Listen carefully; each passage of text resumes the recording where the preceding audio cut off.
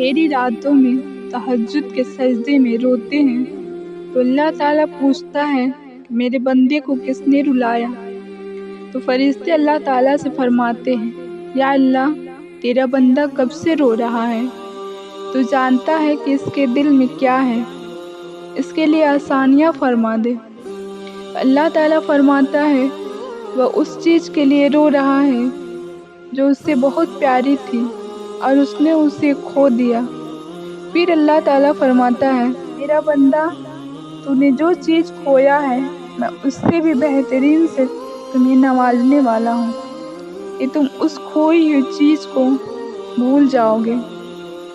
جس رات نیند نہ آ رہی ہو اس رات اللہ تعالیٰ چاہتا ہے کہ مجھ سے میرا بندہ باتیں کرے، اپنے دل کا بوجھ ہلکا کرے، جو بھی من میں ہے سب کہہ دے، آنکھوں میں جتنے بھی آنسو ہیں جو تم نے کب سے چھپائے ہوئے ہیں ان کو بھی بہا دے، کیونکہ اللہ کے سوا کوئی بھی نہیں جو تمہارے دل کے بوجھ کو ہلکا کر سکے۔ اس کے در پر جا کے صرف ایک بار کہہ دو اللہ، اے میرے پیارے اللہ، میں آ گئی، بس مجھے تھام لے، اپنی رحمت کے سائے میں مجھے سمیٹ لے، کوئی نہیں آپ کے سوا جو مجھے سنے۔ پھر تم دیکھنا کیسے وہ تھام لے گا، اور وہ رات تہجد کی رات سے بہتر کوئی رات نہیں۔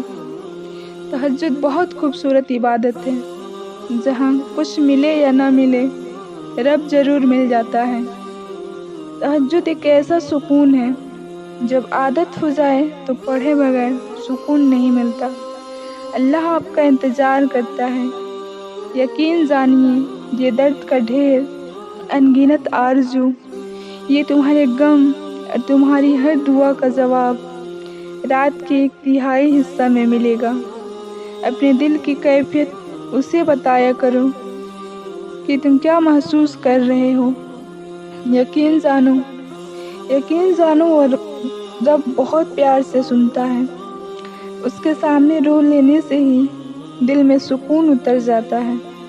بے شک وہ دلوں کا ہمراز ہے، اور اگر تمہارے نصیب میں بہتر ہوا تو تمہاری تہجد کی دعاؤں کی وجہ سے تمہیں بہت جلد حاصل ہو جائے گا جس کا تمہیں انتظار ہے، جس کے لیے تم روتے ہو، جس کے لیے تم راتوں کو اٹھ کر دعائیں مانگتے ہو۔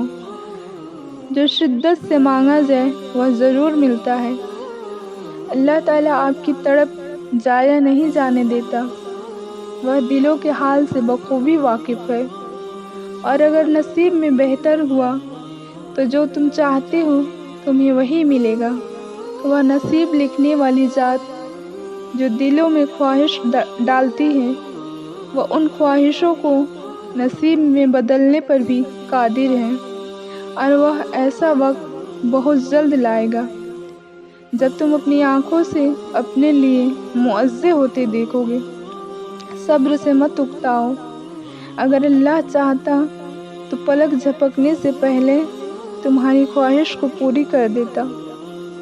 اس سے تمہاری امید اور فکر کے آنسو پوشیدہ نہیں ہیں، وہ تمہاری حالت کو ٹھیک کرنے سے عاجز نہیں ہے، لیکن وہ ان لوگوں سے محبت کرتا ہے جو بار بار دعا مانگتے رہتے ہیں۔ تم تھک گئے ہو، بس تھوڑا سا انتظار باقی ہے۔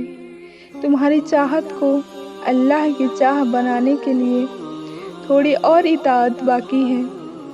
جس آزمائش کے لیے اللہ نے تمہیں چنا ہے اس کا تو ابھی انعام باقی ہے۔ دعا مانگتے رہو، ٹھیک ہو جائے گا سب، کیونکہ ابھی مشکل کے ساتھ آسانی باقی ہے۔ بالکل ویسے ہی جب نوح علیہ السلام کو شکست اپنے سامنے نظر آ رہی تھی تب انہوں نے اللہ سے مدد کی التجا کی، اور جانتے ہو اللہ نے کیسے مدد بھیجی؟ اللہ نے طوفان بھیج کر نوح علیہ السلام کی مدد کی اور انہیں فتح سے ہمکنار کر دیا۔ اسی طرح ہر مشکل، ہر دکھ تمہاری تباہی بن کر نہیں آتا، اور جب توکل کرو تو یہ مت سوچو کہ جو مانگا ہے وہ ملے گا کیسے، بلکہ انتظار کرو کہ جو مانگا ہے وہ ہر حال میں ملے گا۔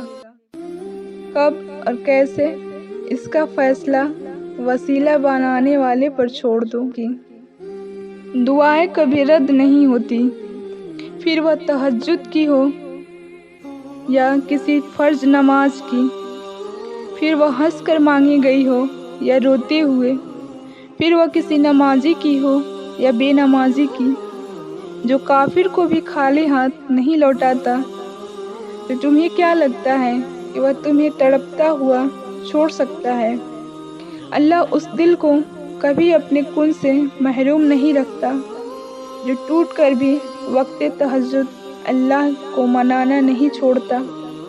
کہ تم دعائیں مانگنا نہ چھوڑو، مایوس نہ ہو، یا تم نہیں جانتے کہ جس سے تم مانگ رہے ہو وہ ہر چیز پر قادر ہے، وہ چاہے تو کیا کچھ نہیں کر سکتا؟ پھر بھی بے یقینی کیوں ہے؟ یاد رکھو یقین والوں کی دعائیں کبھی ادھوری نہیں رہتی۔ وہ رب یقین والوں کے لیے ایسے وسیلے بناتا ہے کہ تم سوچ بھی نہیں سکتے۔ وہ تمہیں صبر سے گزار کر تمہارے یقین کا امتحان لیتا ہے۔ وہ تمہیں سزا نہیں دیتا، وہ تو بس تمہیں اپنے قریب لانے کے لیے آزماتا ہے۔ انتظار کی اذیت کے بعد ہی تو یعقوب علیہ السلام کو یوسف علیہ السلام سے ملوایا گیا تھا۔ جسے سزا سمجھ رہے ہو، اس دیری میں تمہارے لیے بہتری چھپی ہوئی ہے۔